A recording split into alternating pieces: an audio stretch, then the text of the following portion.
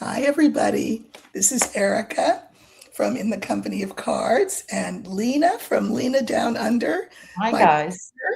Yes, and this is our weekly offering. It is called Worldview 360. This is episode 10. So, Lena, we are in the double digits now. Awesome.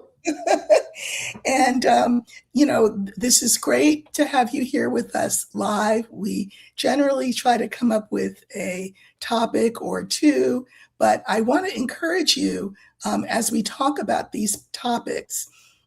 If you have something that you'd like us to talk about relative to those topics, that would be great. Just put it in the feed, and I will try to keep track of that. Yeah, we'll keep an eye. While we talk. So, welcome back, Lena, to our living room. Our mutual. I know, and each week that goes by, it's like there's this gigantic new set of developments everywhere.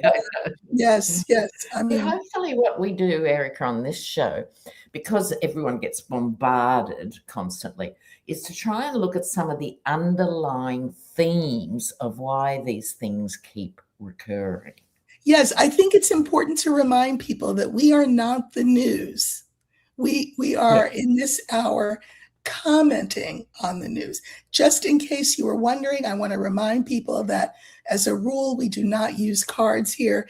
If you want to see us use cards, you can find me on In the Company of Cards and Lena on Lena Down Under, and we do our own thing with cards. But here we just have a conversation because we think that is sorely lacking. And as you said, that kind of conversation where we look under the covers and behind the curtains and try to go a little bit deeper than the headlines allow us to go. So welcome everybody. They're from all over the place, just so you know, Lena. Entertainment purposes only, thank you. So welcome everybody. If this is also a show that you enjoy, it's every week at this time. So please do let people know that they can watch us live. Also, they can see the replay both on my channel and on Lena's channel. So whatever your preference is, the replay will be on each of our channels.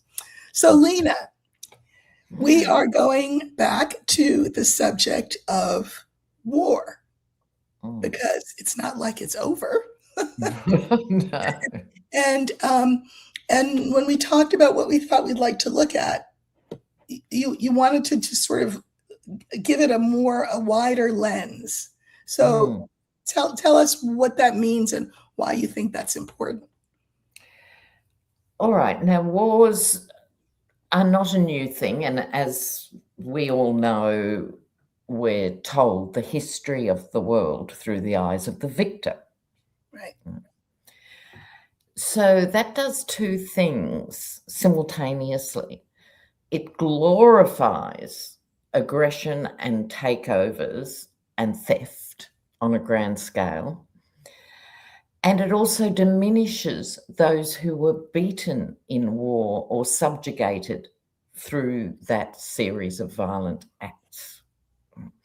So the problem is these things are rooted so deep, like we're both educators. Right.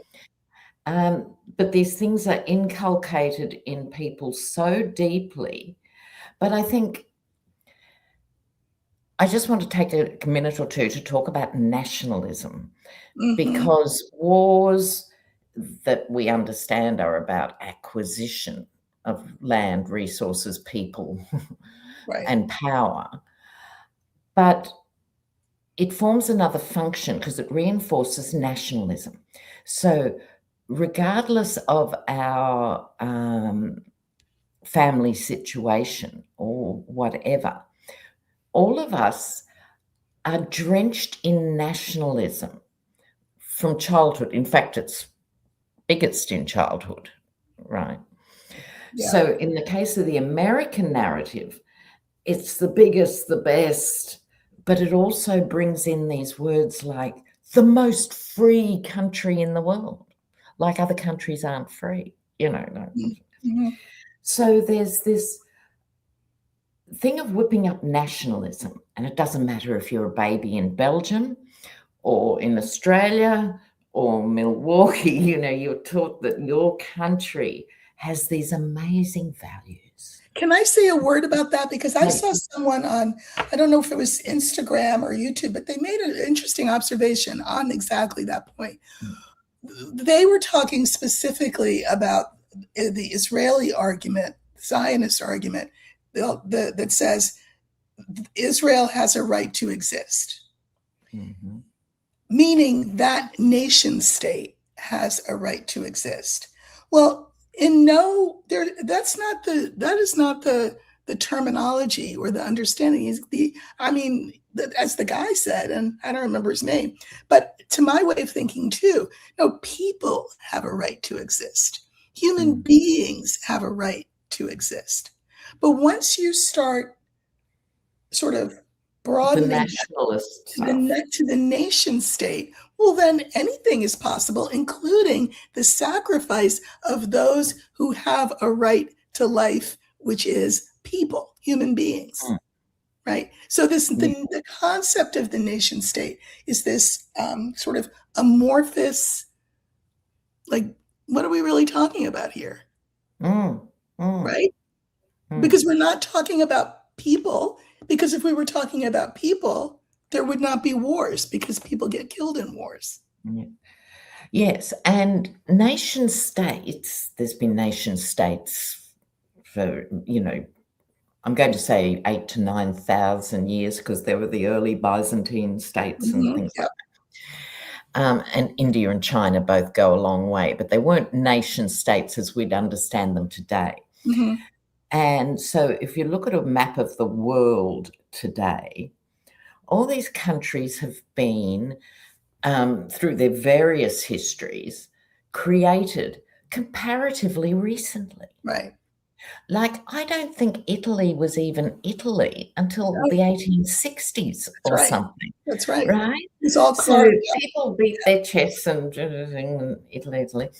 But it wasn't like that. There were little feudal states at war with each other. Different kings, yes.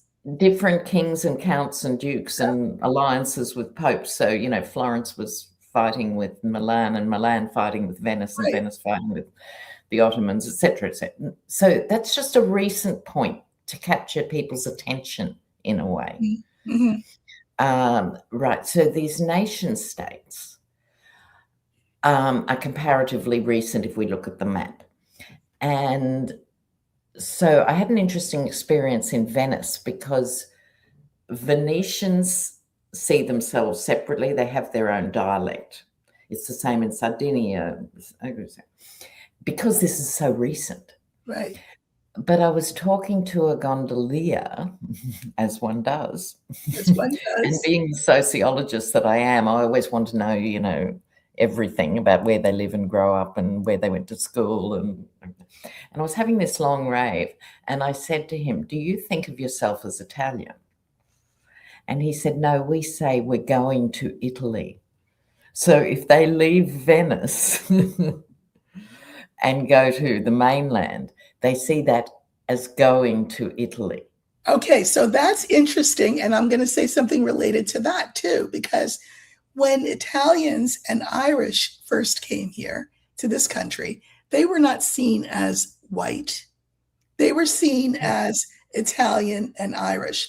But then they were, just for the numbers game, they were invited into whiteness. That's for the benefit of the nation state, actually. Because they get to choose who can be a member. Exactly. And at what cost? I mean, I don't know. Italian Americans seem pretty wedded to their Italianness, but like Irish Americans aren't particularly, or Scottish Americans, not particularly wedded to those places of origin. It's more whiteness, which again serves the nation state's mission here. Yes. But let's just stick with Italy for a moment, and any Italian viewers, please feel free to jump in. I saw an interesting sociology study recently. The difference in views on major issues in Italy and with Italian Americans, because like you say, Italian Americans have really kept that strong cultural identity. They also have one of the highest rates, given that church attendance is falling through the floor, they have one of the highest rates of church attendance and still getting married in churches, etc., etc. It's like around 60-something%. In Italy, only 22% of Italians regularly go to church, and it's one of the lowest in Europe. Really? And there's the Pope sitting right there. I'm just saying. Wow. These are the things that get your brain going, because we all make these assumptions. And there's one more stat in that same study that I find absolutely fascinating. When Italian Americans were asked, would you be prepared to die for your country, meaning America? Again, it was quite a high return in the 60-something%. In Italy, the lowest in Europe, it was 20%. Only 20% of Italians would be prepared to die for Italy. Now, isn't that interesting? Yes, because it means that Italy has not quite bought into the nation state concept, or as you say, it's relatively new there. Exactly. It's got this huge identity in the rest of the world, right? But actually not so much there. Very interesting. Outside of soccer, football, of course, where all the warring faction, it's the great leveler. But I find that really interesting. And also with this current Gulf War, I hate even saying the sentence again. Can you believe we're in another Gulf War? I did the math the other day. I was 35 during the last Gulf War. That's half. Forever. I'm 70 now. Yeah. Anyway, here we are. What was I going to say about that, Erika? Oh, yes. The number of active service people who have always had the right to not go on a mission if they have a moral objection or whatever. They've always had the right, but very few, outside of conscription, but very few exercise it. Most go in and they go with their scent. Because it's a conscious choice. We have a volunteer army, so they know what they're getting into. Yes. So, and it's a trade-off, getting other things down the track. Exactly. Now, this time, the agency that handles those applications, there's been more than 1,000% increase in applications, like just this last 4 weeks. The people trying to enlist. People saying, I'm actually making a conscientious and conscious objection. I don't want to. Now, it's not automatic. You can't just fill out the form and then not go. You actually, there's a process, right? And I'm sure it's not an easy one. No. Right. Okay, but interesting. But in an article I was reading, the most common reason given was young troops saying, I don't want to die for Israel. Now, that's not where the conversation is in mainland America generally. Many people are critiquing the war and it's all in America's lap in a way. But from the service members' point of view, there were a lot of other reasons, but that was interesting. The one that was most common. So that's interesting too, because what I'm getting to is it's a fusion and a mix-up over who is in this war and why. Right. Whereas when it's a clear nation state, that's the easiest to get people to fight for. Right. Well, and we don't, because you know who he is, we don't really know. Why are we there? We don't, what is the mission? Exactly. Yes, and that's become a joke almost, a ghoulish joke. What is the mission? Are we there yet? So by not having one, it reflects his demented, chaotic brain and Hegseth's ineptitude, but it means he can claim victory at any point because he could say, oh, these aims that we didn't talk about have been met. Right. So it's doubly stupid, but can be useful. Right. For him. But let's just step back a bit in time about wars with a capital W. Right. So during the Middle Ages, back to the Crusades, then the Dark Ages, then the Middle Ages, the kings and princes were in the front line. Mm-hmm. So regardless of other problems you, me, or anyone else might have about the nature of using brute force to rule, nonetheless, they were inherently involved. Right. Now, can you imagine the three Trump boys, putting on the combat outfit and going Well, out we've there? already been told the older two are too old and the youngest one is too tall. So they've got all their bases covered. Yeah, sure. Yeah, But symbolically, it's not right. just Trump and it's not just this. The point is leaders no longer go to war. No, that's right. And so I think that led to a change in how people think about wars. And I don't know why it didn't happen earlier, really. You just send the cannon fodder like modern wars. But the point I'm getting to, sorry, people, so much going on in the brain. What are you fighting for and what do you think your reward is? Right.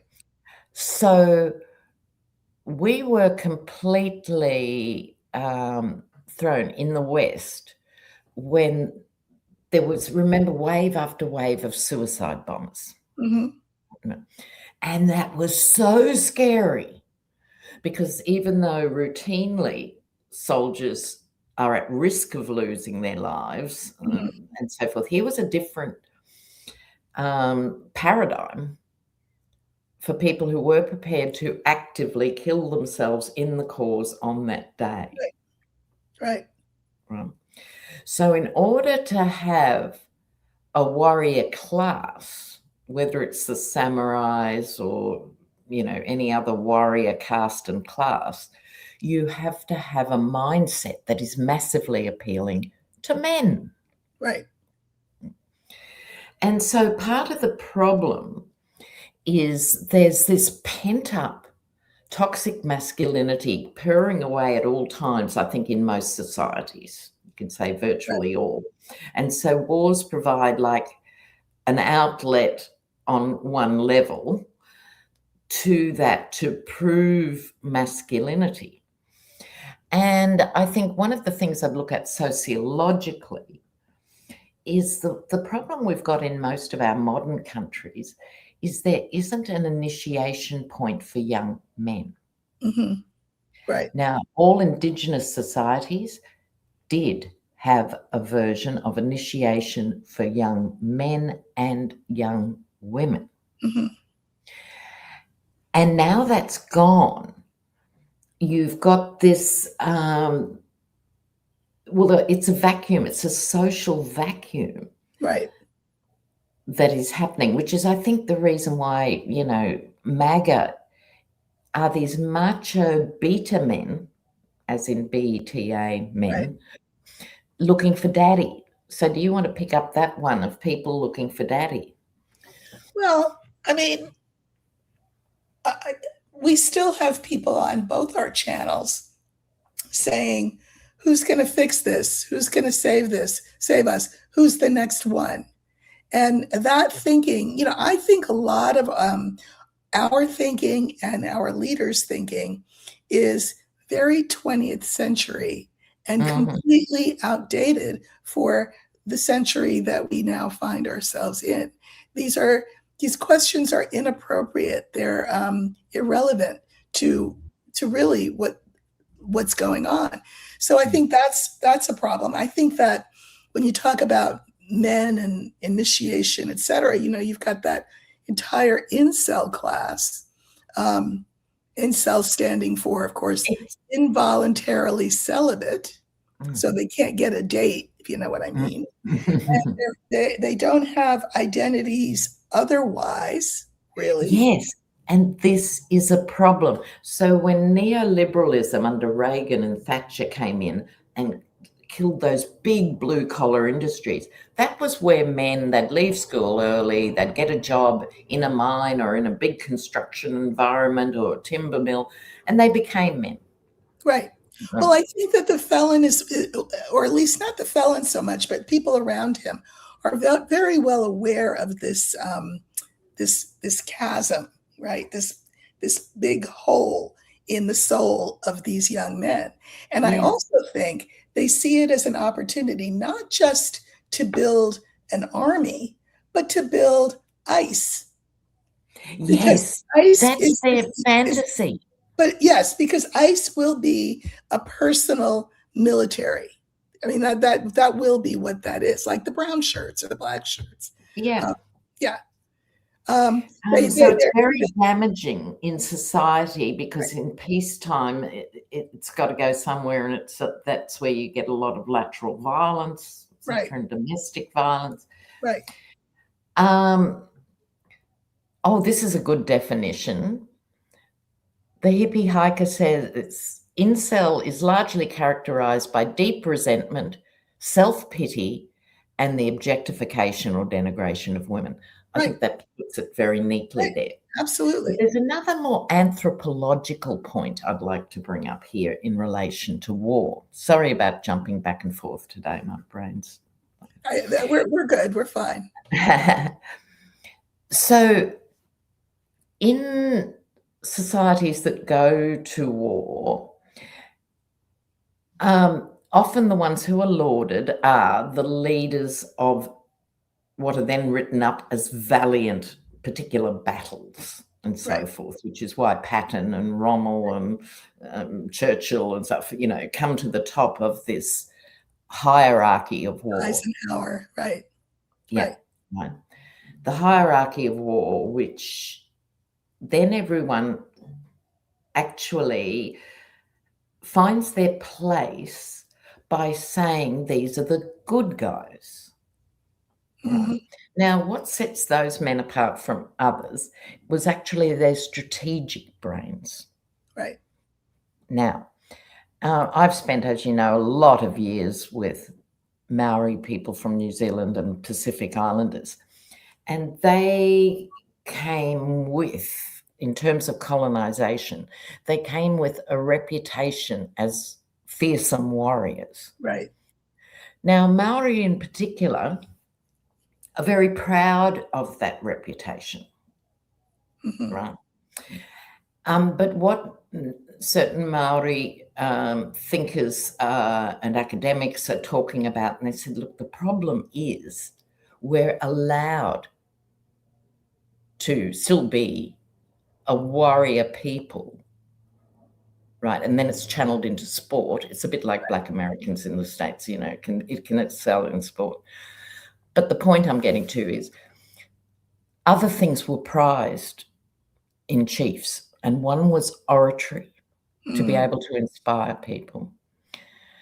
The second was to prevent wars with other tribes, because it was actually considered bad form.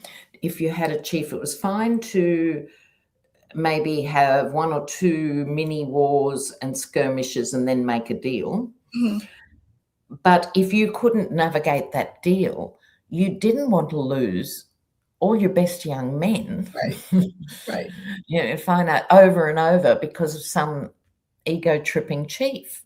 Right. It was considered bad. But that whole side of the equation has got sort of forgotten, and the warrior part has been internalized. Right.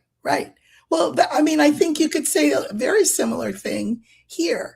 I mean, when you think about the World War II generals and what they stood for, and the ethics, and the fact that there were plans and strategy and all of the rest of it. Now, I think that, and you mentioned this, I think that soldiers are considered cannon fodder way more than they ever were before. That the felon he doesn't care he says that. I don't care, it doesn't matter, whatever it takes. What do you mean, whatever it takes? Whatever. What does that sentence mean? And also, he'll throw however many young people he can get at this mission, which is a non-mission. And I think we should just take a moment to think about what bombs are about, right? Now, the money that is spent on military arsenals around the world, the US leads the parade, Right. you know, for bombs.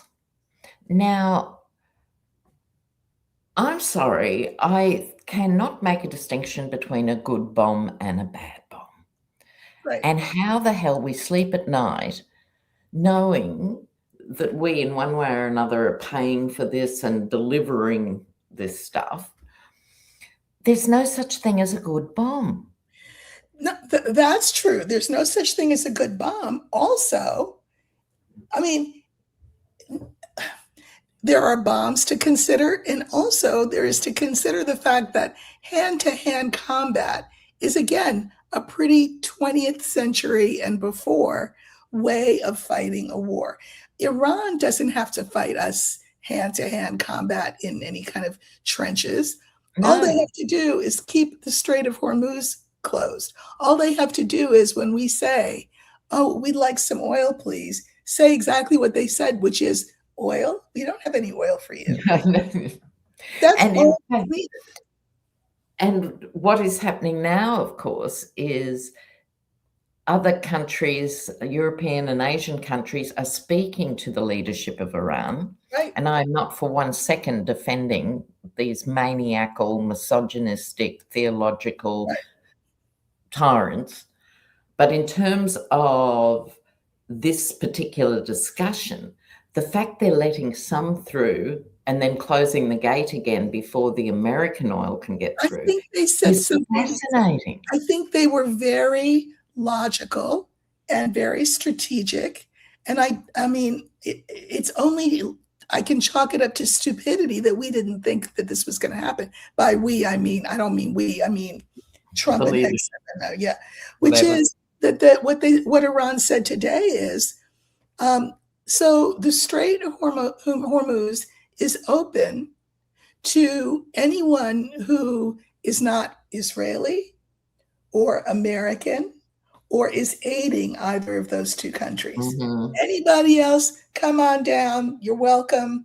Not a problem. I mean, this is how you strangle the U.S. A superpower. Yeah, a superpower.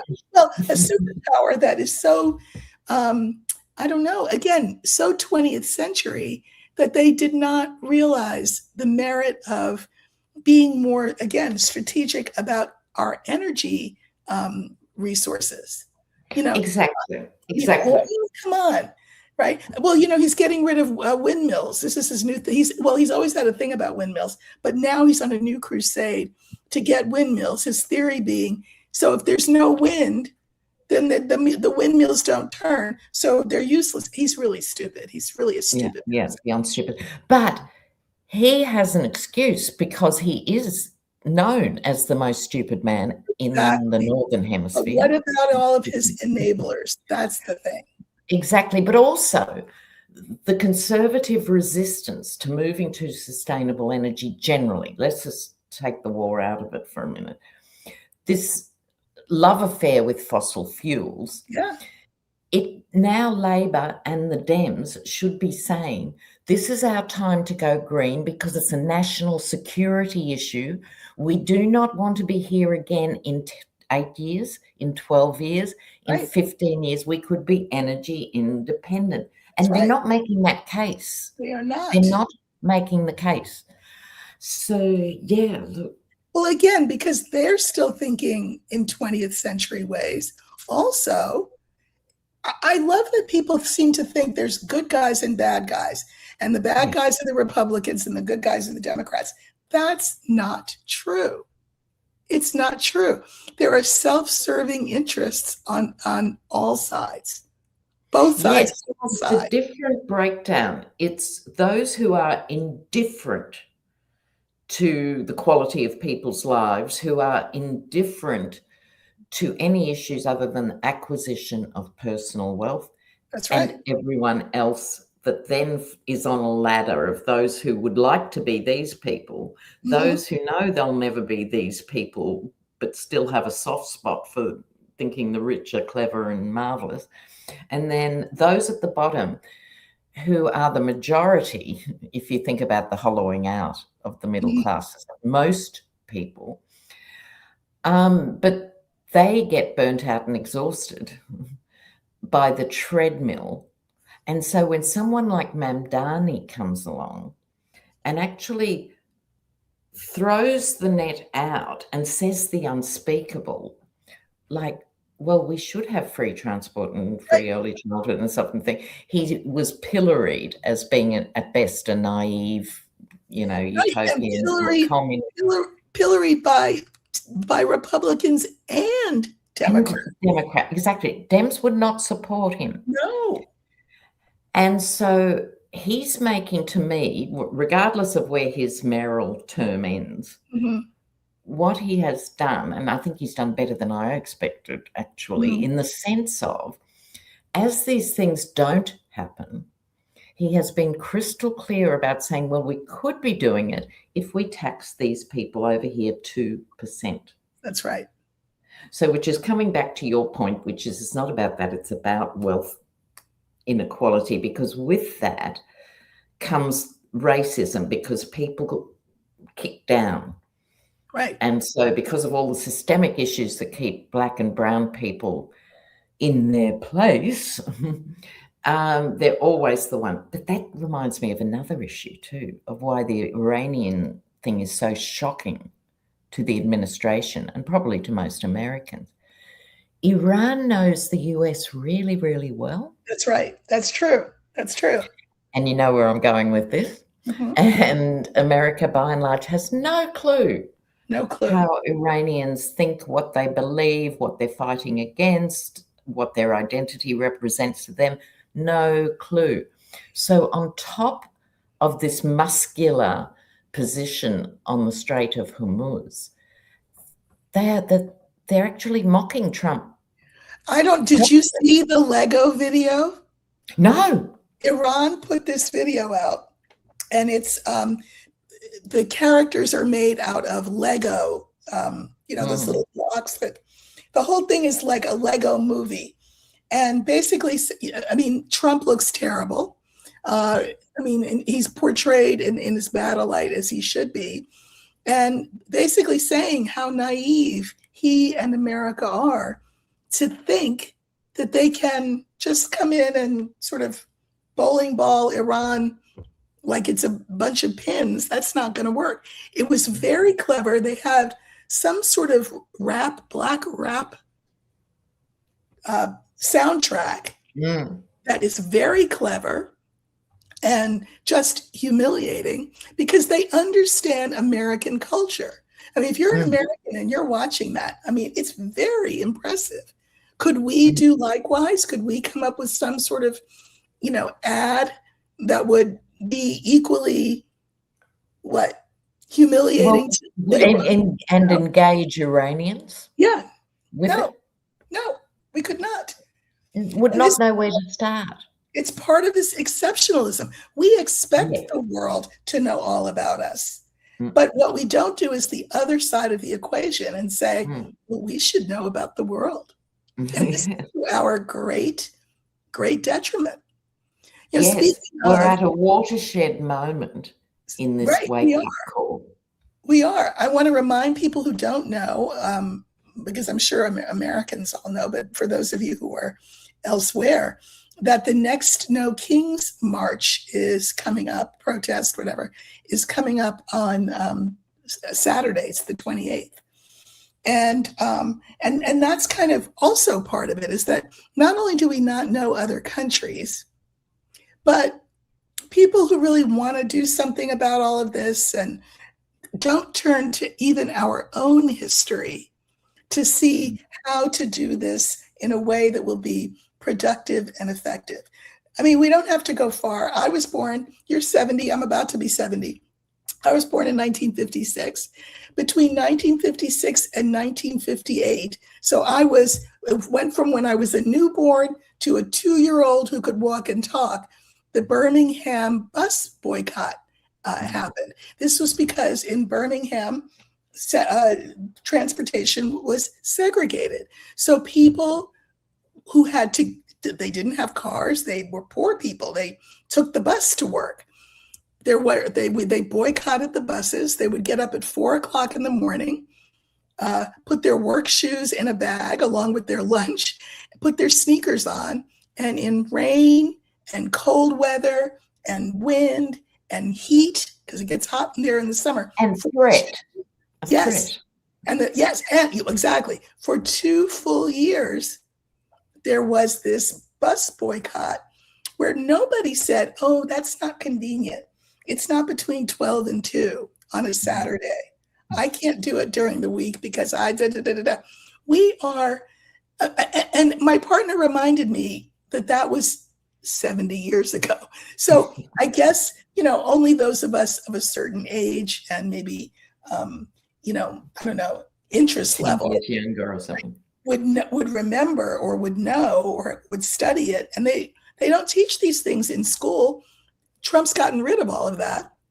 So people don't realize that we have a whole history in this country of how Americans can do these kinds of protests. So I don't know. I think all protest is good. All protest is good. All protest is good. And I would like to see, who am I to say as an Australian sitting here, but I'd like to see a No King's March every week. That's exactly it. If you can have a boycott that lasted every single day, not weekends off, because people had weekend shifts that they had to work. It was 2 years every single day. Why could we not have 1 day a week that would be the equivalent of a general strike? People are very quick, I notice, to give me reasons why that's unreasonable. And, I did a reading on this one in my Substack yesterday, and I looked at the cards, and the cards said with Lenormand, we had the scythe, we had the cross, and we had the clover. And to me, those cards were saying we have to make a decision to be willing to make sacrifices, and we can't sit around thinking about it. We need to do it, not hastily, but with all deliberate speed.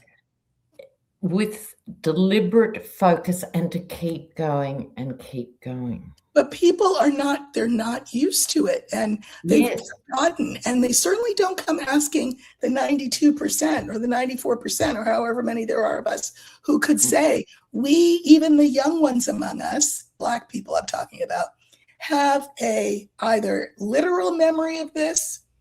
I desegregated a school when I was a little girl. So either we have a literal memory of this, or we have a collective consciousness and a collective memory that nobody wants to tap who's organizing these protests because they think they know better. It's 20th century, not even 20th century methods. That's the thing. There's some 20th century methods that would be great, like understanding the sustained nature. When was the last No Kings protest? It was months ago, the big one. Yeah. It's like and we know legacy media is going to try and avoid it and all that. Please don't think, guys, that I'll speak for myself, that we're down on it. I'm really looking forward to seeing amazing images, and what I hope comes out of it is what those big rallies do is they give you energy, right? And you make connections in that time. Oh, you're from this town too. I didn't know there were 27 people from this hicky little town who are here. Let's talk. It makes connections in small places and big places. Right. Yes, I am not saying that it is not useful. I think it is useful, but I also think much more of it. Sure. I don't know about you, but my readers, my viewers will sometimes say, but the question will be, so will the No Kings March make, change things? Will it make, Trump change his mind? No, it will not. It will not. But it does have another function. It has another function. To every participant, but also supporters, because, we've talked before about why most people in the Black community are not on the streets. That's And right. are very wise to do that. Yeah. And other people have mobility issues, etc. But it's supporting that thing. It's the inspiration that it brings, and forming its own momentum. So what happens after is just as important. Exactly. What and whatever happens after should not be, oh, well, so the next one will be on June on a Saturday from 2 to 4. No, there needs to be growth. There needs to be impetus. It needs to grow in terms of not just numbers, but strategy.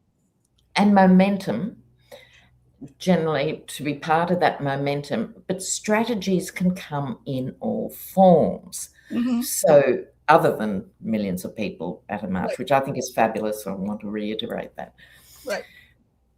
And I'll give you the example of Wales and the Welsh language. Now, part of the colonialism of Ireland and Wales, we've spoken of this before, was to ban the speaking of Irish and speaking of Welsh. Right. And school children were beaten for speaking those languages, and terrible things happened. Anyway, in the 70s, I just happened to be in Wales at this time, and they always had a Welsh nationalist movement that was very strong. And someone came up with the idea that they would, in one night, have I told you this story about painting the street signs? Okay. No. They decided on one night they would paint out every English sign in Wales and put it in Welsh. Wow. It was every school, every street. It's a notoriously difficult language, by the way. Yeah, exactly. Yeah. Every bus stop, every park, every shop, everything in one night. If old nanas up in these mining villages in the hills did their bit, everyone did their thing. Every sign changed overnight into Welsh. Now, of course, the English and their power brokers came back in and laboriously had to put them all back. But after that, a lot were in English and Welsh. But nonetheless, the point was it was absolute. And I think people surprised each other. Right. You know what I mean? Because they had this is before the internet.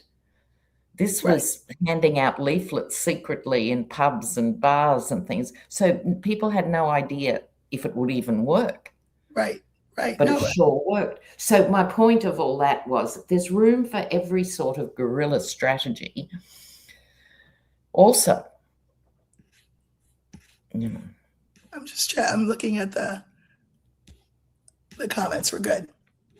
Also, there's a Canadian comment here, and I think this is important. Canada is having a No Tyrants March on the 28th because they still honour King Charles.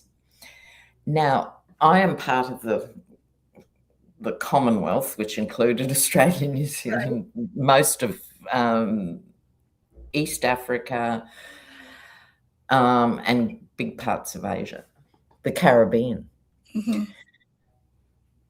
The Commonwealth. Now, I'm a Republican, so it's easy for me to say, no, I'd still rather have a No King's March and include him in it. But I take the point of why they've called it something different. Yeah. So I just wanted to respond to that. Well, I guess the overarching point about this coming Saturday is it's good that the marches will happen. I hope they're enormous. I hope they're huge. They're very massive.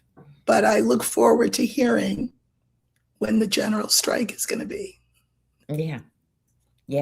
And how thoroughly it's observed or not. And how thoroughly it's observed. We don't need to be our own enemies by coming up with 10,000 reasons why something will not work. Those who can do what they do should do it. Yes, absolutely. And be supported by those who are not actually there on the day or not there on the day in the case of a general strike. So, yeah, it was interesting when I was in Greece a few months ago because they strike all the time. Right. But I did witness the longest strike, and it was like 3 months in by the time I was there. They know how to strike. The They know how to French, strike, right? they know how to strike, and keeping their own communities ticking over while they're striking. Well, I mean, and I think we need to not be so exceptionalist in our thinking that we don't look to places like Greece and France and to our own history and the history, for example, of the civil rights movement. We need to be looking at that. So I don't know. We'll see. Yeah. So what else do we want to talk about in terms of war? I mean, I think it is inevitable, again, because there will always be people who want power over other people. There will always be people who will join armies so that they can get educational benefits, experience the camaraderie of being a brother in arms and wear a uniform and that whole thing. I mean, do you see war being a thing of the past? Well, I thought we were almost there. Did you? I thought 10 years ago or something, things that, I was thinking, surely now we're in a new millennium. We're starting to think of other ways, globalization of trade. I'm not saying I naively thought there would be no wars, but I didn't think there'd be these massive conflicts involving the Western powers to this. Well, you know what, though? Maybe I thought America had learned something from Vietnam, Afghanistan, and Iraq. But I don't know. Well, no, or maybe you're right, and maybe this is the last gasp. Again, no, I'm like much more. It's cornered in the kitchen and bares its teeth and it's at most vicious because it knows it's going to be annihilated. I mean, maybe this is war. I mean, they say astrologically, women are coming into their own and understanding their power, which is very different from patriarchal power. But this will take a long time, I think. Yes. So now the door's open again, in fact. Yeah. Well, because, we've taken our eyes off Venezuela. We're not looking at Cuba. Well, no, he said that Cuba represents a threat to us. And so we have to go into threat to Cuba. I'm very proud of Mexico for saying, well, we will support Cuba. Yeah, bless Mexico. Yeah. Embargoed. We're talking at a very fundamental level of aid distribution and a little bit of oil, etc. Right. So that's good. So you just brought up that phrase, they're a threat to us. Now, let's take that apart for a minute, because that's always the excuse. Right. Of someone. So just as with the demonization of Black people being seen and described and represented constantly as the violent ones in the community, despite the violence that is done to those communities. And it works. Right. It works. It works. Well, that's the thing that's sad. It's an argument that if you're willing to let yourself be appealed to with that argument, then it works. Yeah. Yeah.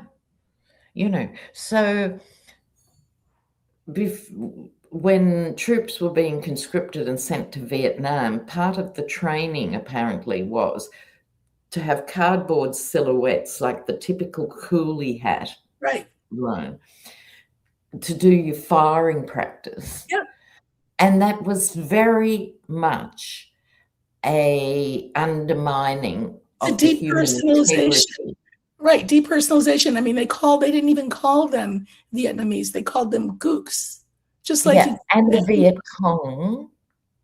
Mm-hmm. Right. Well, I think that was a designation. The name of the actual resistance. But it's a gook, which is like terrible. which is, it's like any slur. And, I think that's what human beings, I guess, have to do. I think in order to do violence to people that have no beef with you, you have to say things like they're gooks, they're the N-word, they're 3/5 of a human being. You have to tell yourself this and believe it and come up with science, pseudoscience. Yes. Right, to back it up. That's what people do. And that pseudoscience, all that conversation about phrenology or however you pronounce that. I think it was phrenology. Yeah, the size of somebody's skull and, there was a conversation about that back in the 80s. I remember at Harvard, there was a scientist who, that was his big thing, was the inferiority of Black people. So, and it goes back, and in Australia we had it twice, because we had that sort of stuff saying Aboriginal people were so primitive they couldn't possibly survive in the modern world. Therefore, we can only save the half-caste children, which would then take to, and the whole science to demonstrate this stuff. But then we also had the convict version.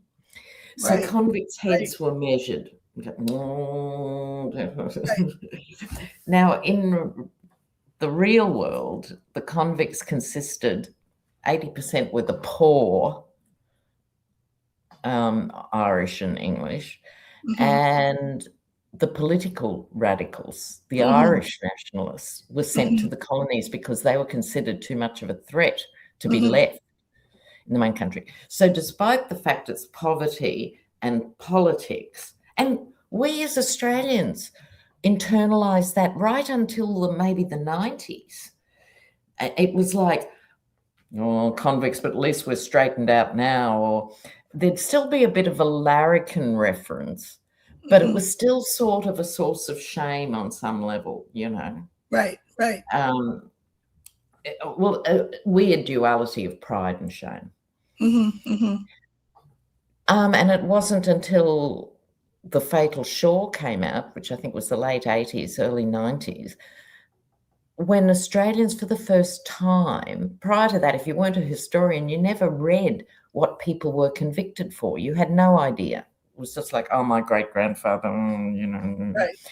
And then you read they were sent for stealing a loaf of bread, stealing a handkerchief, and that changes how you see that identity. Well, that's why, as you said early on in the show, the victors are the ones who write history. But that does not mean that that's how things went down. No. And it's our job, I think, and I'm including our viewers in this, to set the record straight wherever we can, because we must, because otherwise societies don't, I'm not even going to use the word heal because that's an intergenerational thing, but start the process of maturity and genuine fairness, equality, and compassion. Right. They see no need for it. Everything's fine as far as they're concerned. Yeah. And Trump really, one of the, let's say if you had to have Trump's top 10 greatest hits, I'm using it very, of points at which he should not have been allowed to go forward by the Republican Party. So many. Yeah, but just one was the John McCain thing, and that all Mexicans are rapists and drug dealers. These were the disabled reporter. I mean, there are so many. There's so many. Yeah, but what I'm working towards here is there were certain key moments that were the worst that had happened at that moment. That's right. And should have been closed down. Then he'd do another 100 things that were just as bad. And then there'd be another window that was missed. And so the whole thing of enablers has to be questioned. For all kinds of reasons, right? For people's cowardice, people's own greed. And also we're discovering with the e-files, things are way more interconnected than we realize when it came to things like what he was up to in terms of politics and science and industry. I mean, I just think we Americans get criticized, I think accurately, for being a little bit simplistic. We're taught to be simplistic. Apple pie, Chevrolet, mom, the Pledge of Allegiance, baseball. We're not taught to think in more nuanced ways. No. And that's why people weren't even put off by his 6 bankruptcies.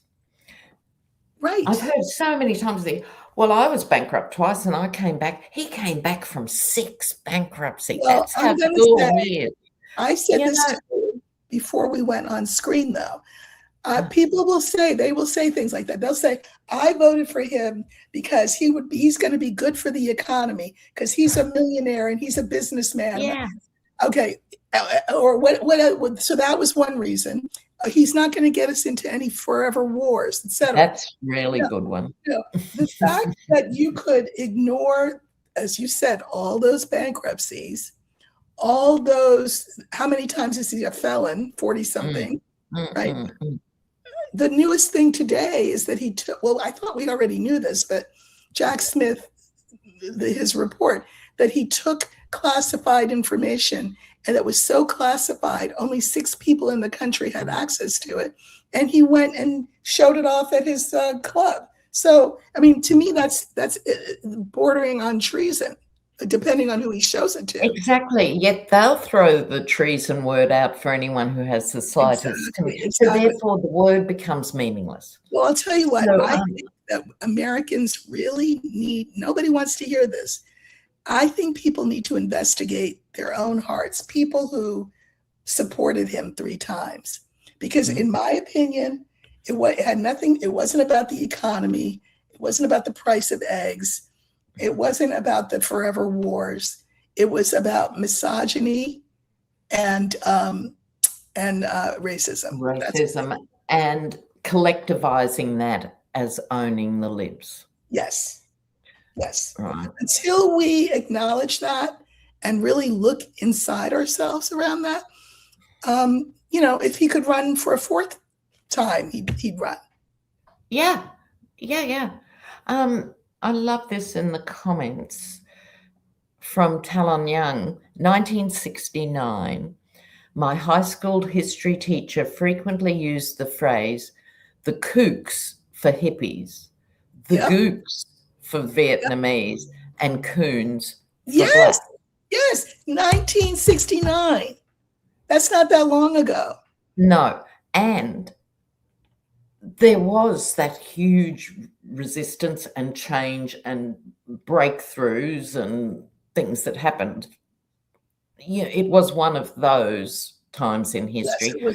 And I think we all have a responsibility to make this one of those times that pushes back on all this thing of taking out famous women from libraries and historians, from taking out black soldiers who served with distinction. The erasures have to all be put back, right, and built on. And I think I know we're preaching to the choir here, but I think that will happen once he's gone. But every day that he's here is not a good day. Yes. And someone says, unfortunately, people don't listen here. Yeah, for sure, we get that. But at the same time, I don't think they even listen to him anymore. He represents something, and we can't underestimate how powerful his hold is. Well, because it's a cult. It ticks every box, literally. It's not over the top to describe it as a cult. So it taps their own core identity to break off from him. Right. And until they take on Big Daddy, what was that film? Cat on a Hot Tin Roof. Yeah. Right. Everyone bowed and scraped to Big Daddy. But until they look at their big daddy complex, until they look at their beta male issues, Right. until they look at the way they've been separated from Mexican, Black communities and stuff as workers, and their racism won out instead of workers uniting over crappy conditions, until they look at all of those. It's like Marjorie Taylor Greene comes out with a bomb that sounds great, but she still thinks January 6th was a good day. Right. I think they don't look at the whole picture. I think that he has to not be here anymore in order for that fever to think about breaking, because we know, that's not transferable to anybody that's on the scene right now. So no, that's what's going to happen. They're going to have to then say, okay, well, to whom is my allegiance now, and why? Because it's not going to be to the tech bros. It's not going to be to Vance. Yep. I don't know. Yeah. Well, we've posed more questions for another day. More questions than answers, but that's okay. Questions are good. Questions are good. Thank you all for being here with us and listening and talking amongst yourselves here in the comments. The comments have been great. And we will be back next Wednesday, 6 o'clock Pacific time, 9 p.m. Eastern. If you're somewhere else, figure it out, because it's too much math for me. And in the meantime, Lena is on her channel, I'm on mine, and we will continue the conversation during the week and then come together again next Wednesday. Yes, and maybe a topic, it doesn't have to be for next week, is about there are actual organizations now on how to leave MAGA. It's such a big deal in people's lives. Yeah. And it's like deprogramming kind of organizations, because they realize that it's a cult. Yeah, that's worth looking at. I think we can do I don't want to say autopsy, but we can, like the Democrats and the Republicans say, but we can do a retrospective on how Saturday will have gone, because the No Kings March will be exciting. It's going to be massive. It's going to be massive. Yeah, it's going to be massive. Yeah. So be careful out there, everybody. Be safe. Go at least in pairs. Yes. All the advice that they do not go alone. Yeah. Don't go alone. Yeah. Well, Lena, thank you for being here again. This is great. And you all, I'm going to end the show, and we will see you next week, and of course during the week on our respective shows. So take care. Thanks, everybody.